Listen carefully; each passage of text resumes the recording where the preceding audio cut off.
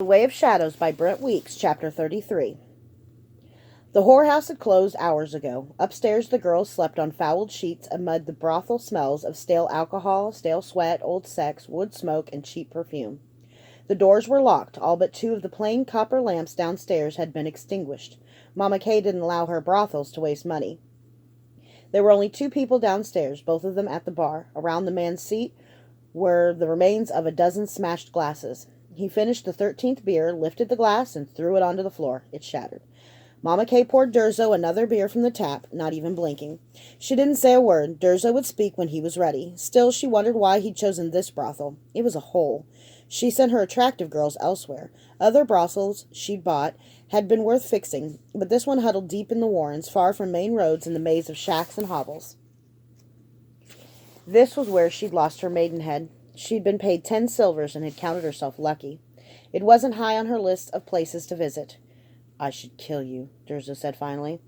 They were the first words he'd spoken in 6 hours. He finished his beer and shoved it along the bar. It slid several feet, fell over, and rolled off the bar, and cracked.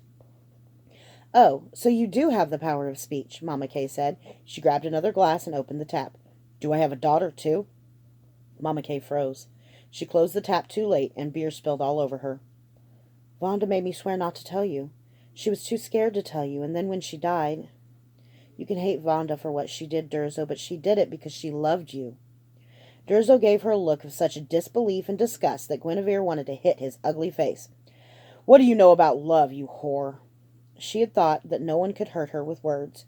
She'd heard every whore comment in the book, and had added a few besides, but something in how Durzo said it, something about that comment, coming from him, struck her to the core. She couldn't move. She couldn't even breathe. Finally, she said, "I know if I'd had the chance of love that you'd had, I would have quit whoring. I would have done anything to hold on to that. I was born into this chamber pot of a life. You're the one who chose it." "What's my daughter's name?" "So that's it. You bring me here to remind me how many times I got fucked in this stinking hole?" I remember. I whored so my baby sister wouldn't have to. And then you came along. You fucked me 5 times a week and told Vonda you loved her. Got her pregnant. Left. I could have told her that much was a given. That part of the story is so predictable it's not even worth repeating, is it? But you weren't just any John. No, you got her kidnapped, too. And then what? Did you go after her? No.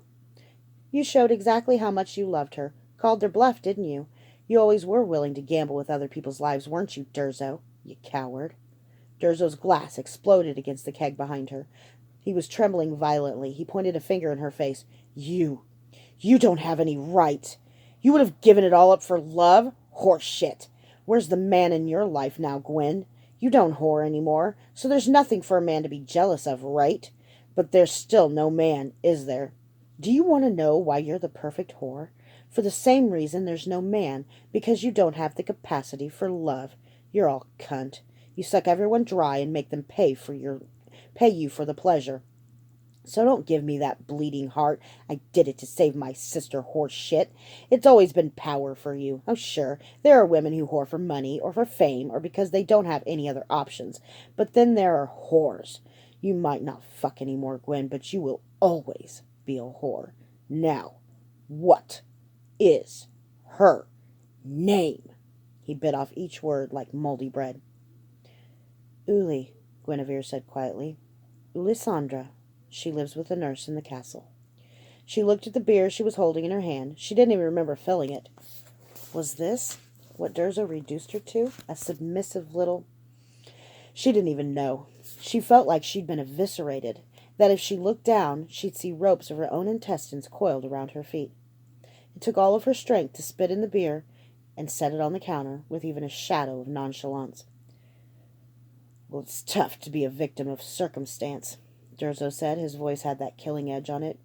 You wouldn't kill your own child. Not even Durzo could do that, could he?" "I won't have to," Durzo said. "They'll kill her for me." He picked up the beer, smiled at Guinevere over the spit, and drank. He finished half the beer at a gulp and said, "I'm leaving. It smells like old whore in here." He poured the rest of the beer onto the floor and set the glass carefully on the bar.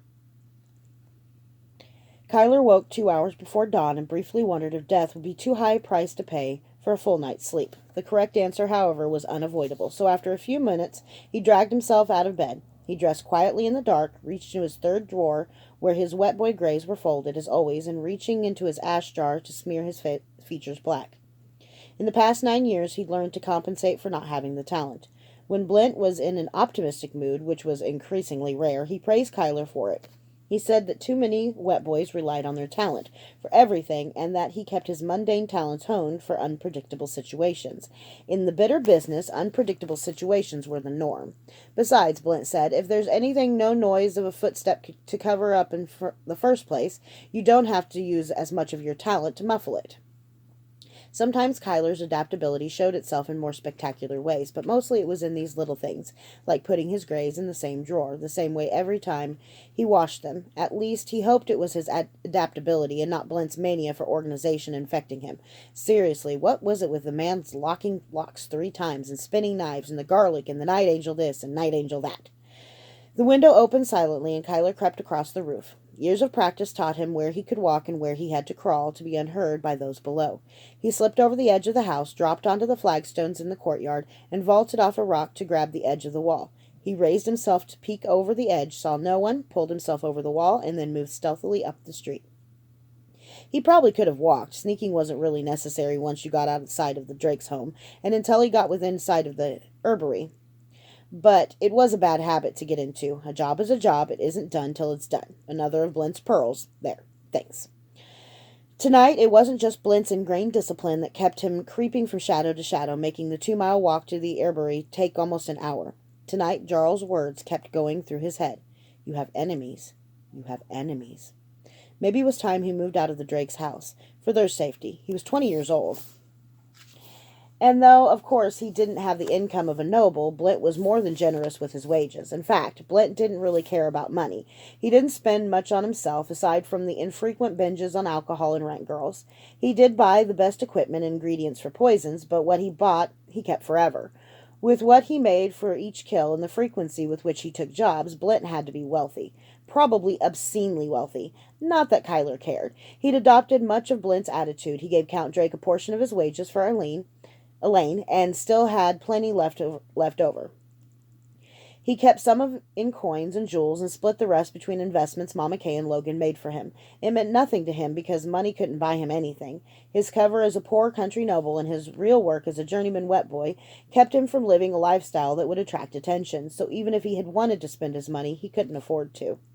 He could move out, though, rent a small home further south on the east side, at the edges of one of the less fashionable neighborhoods. Blint had told him that if you bought the cheapest house in a neighborhood, no matter how expensive the neighborhood, you were invisible. Even if your neighbors noticed you, they'd take pains not to notice you. Then Kyler was at the shop. The Sakage had long had an arrangement with herbalists in the city. The herbalists made sure they kept certain plants on hand that weren't strictly legal, and Sakage made sure that the herbalist shops were never burglarized. The crowd knew about it, but was powerless to stop it.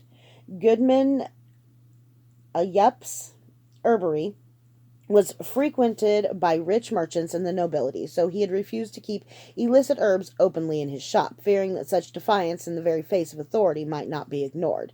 He'd been able to refuse the Sakage, but no one refused Master Blint. Goodman Ayup supplied Durza with the rarest herbs. In return, Master Blint made sure no one else in the Sakage so much as went near his shop. It fell to Kyler to gather the necessaries and drop off the money, which he was doing tonight. The benefit to running these errands wasn't only that he learned the trade, or that he established relationships with the people who would supply him in the future. It was also that he could build his own collection. An elaborate collection like Master Blint's took years and thousands or even tens of thousands of gunders to build. The bad part was losing sleep. It didn't do for a young noble to sleep until noon unless he'd been out carousing with his friends. So even though he wouldn't get home until almost dawn, Kyler would have to wake with the sun. He grumbled silently, remembering a time when sneaking through the streets of Sanaria at night had been fun. The back door of the shop, as always, was locked. Goodman Ayup kept good locks on his doors, too. Though he'd never met him, they only wrote notes. Kyler felt he knew Goodman Ayup, and the man was a strange one. With Durso Blint's protection in the Sakage, the man could have safely left his doors wide open. No one in the city would dare steal from him. But as Blint said, a man's greatest treasures are his illusions. For all the man claimed to hate teaching, he seemed to have an aphorism for every occasion. Kyler selected the proper pick and anchor from the kit on the inside of his belt, and he knelt in front of the door and started working.